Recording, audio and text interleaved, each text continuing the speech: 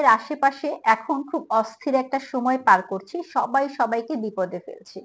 কিছু দুষ্টু লোক আছে, দুষ্ট লোক সহজ সরল মেয়েদেরকে ফাঁদে এবং ট্র্যাপে ফেলে বিভিন্ন ধরনের সুযোগ সুবিধা ভোগ করতে চায়। এই মেয়েগুলোকে ফাঁদে ফেলার জন্য এরা বিশেষ কিছু কৌশল পদ্ধতি অবলম্বন করে। এই দুষ্ট লোকগুলার পদ্ধতি বেশিরভাগ ক্ষেত্রে দেখা যাচ্ছে একই রকম হয়ে থাকে। এরা কিছু থিওরি মেনে চলে। তো আজকে এই বিষয়টা নিয়ে আলোচনা করব, আশা করছি একটু হলেও আপনার উপকারে লাগবে। তাহলে চলুন আলোচনাটি শুরু করা যাক। অনেকগুলো পদ্ধতি রয়েছে। প্রথম যে পদ্ধতিটার কথা বলবো সেটা হচ্ছে ইমোশনাল ঘনিষ্ঠতা তৈরি করার পদ্ধতি। খুব দ্রুত ইমোশনাল সম্পর্ক গড়ে তোলে, সহানুভূতিশীল হওয়ার ভান করে, মেয়েটির সব সমস্যা মন খুলে যখন বলে সে শুনতে থাকে কন্টিনিউয়াসলি, নিজেকে আদর্শ বন্ধু হিসেবে প্রমাণ করতে চায়, মেয়েটির বিশ্বাস অর্জন করে তাকে মানসিকভাবে দুর্বল করে ফেলতে চায়। পদ্ধতি নাম্বার 2, বিশেষ প্ল্যান বা ম্যানুফ্যাকচারিং পদ্ধতি। একটা সুনির্দিষ্ট প্ল্যান অনুযায়ী মেয়েটির আশেপাশে থাকার চেষ্টা করে, আগ্রহের ভান করা এবং ধীরে ধীরে ঘনিষ্ঠতা বাড়ানো।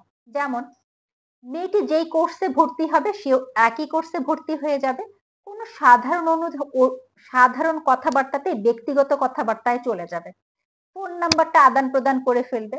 দীর্ঘমেয়াদী পরিকল্পনার মাধ্যমে মেয়েটিকে নিজের আয়ত্তে নিয়ে আসার চেষ্টা করছে এবং প্রেমের দিকে বা অন্য কোনো অসৎ উদ্দেশ্যের দিকে টেনে নিয়ে যাবে। এবার একটা ভয়ঙ্কর পদ্ধতি নিয়ে বলবো, সেটা হচ্ছে ব্ল্যাকমেইলিং পদ্ধতি।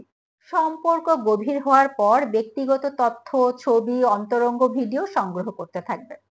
পরবর্তীতে সেই তথ্যগুলা ব্যবহার করে অর্থ দাবি করতে পারে এবং অন্য কোনো অবৈধ কাজ করাতে পারে জোর করে দিয়ে। এবার বলবো অতিরিক্ত প্রশংসা ও তোষামোদ পদ্ধতি। এমন ভাবে প্রশংসা করা যে স্বাভাবিকের চেয়েও বেশি এবং উদ্দেশ্য প্রণোদিত।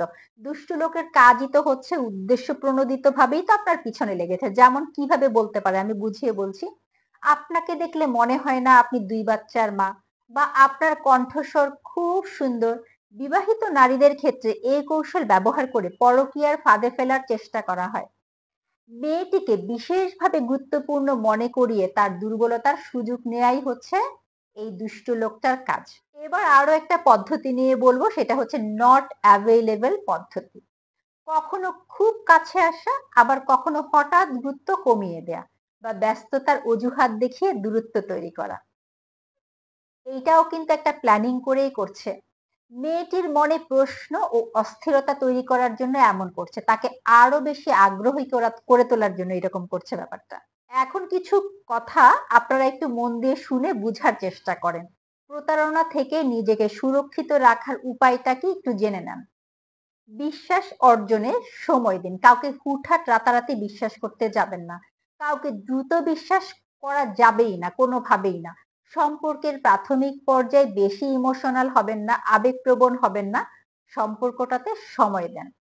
ব্যক্তিগত তথ্য আদান প্রদানে সতর্ক থাকুন। খুব বেশি ব্যক্তিগত কথাবার্তা কাউকে বলে ফেলবেন না রাতারাতি কাউকে। ব্যক্তিগত বা অন্তরঙ্গ ছবি, ভিডিও আদান প্রদান করা থেকে বিরত থাকুন। আর্থিক লেনদেন এড়িয়ে চলুন। প্রেমের সম্পর্কের নামে কেউ টাকা চাইলে বা আর্থিক সমস্যার কথা বললে সতর্ক হয়ে যান। বুঝতে হবে এ সেই লোক। অসঙ্গতি খুঁজে বের করুন। যদি তার কথার বা আচরণে কোনো অসঙ্গতি বা কোনো কিছু দেখছেন যে মিলছে না, তবে দ্রুত সম্পর্ক থেকে সরে আসুন। একটা কথা বলে রাখি, এখানে কিন্তু এই ভিডিওতে সবাইকে খারাপ বলা হচ্ছে না। কিছু মানুষের মধ্যে এই ধরনের অসঙ্গতি ইদানিংকালে দেখা যাচ্ছে, তাই এই ভিডিওটা কিছু মানুষের জন্য, সবার জন্য নয়। সবাইকে খারাপ ভাবা বন্ধ করেন। আর যে ভাবছেন যে ধরেই নিচ্ছেন উনি খারাপ, তাহলে আমি ধরে নিব তার মধ্যে এই গুণাবলীগুলা রয়েছে। ধন্যবাদ। সুস্থ থাকবেন, নিরাপদে থাকবেন। আল্লাহ হাফেজ।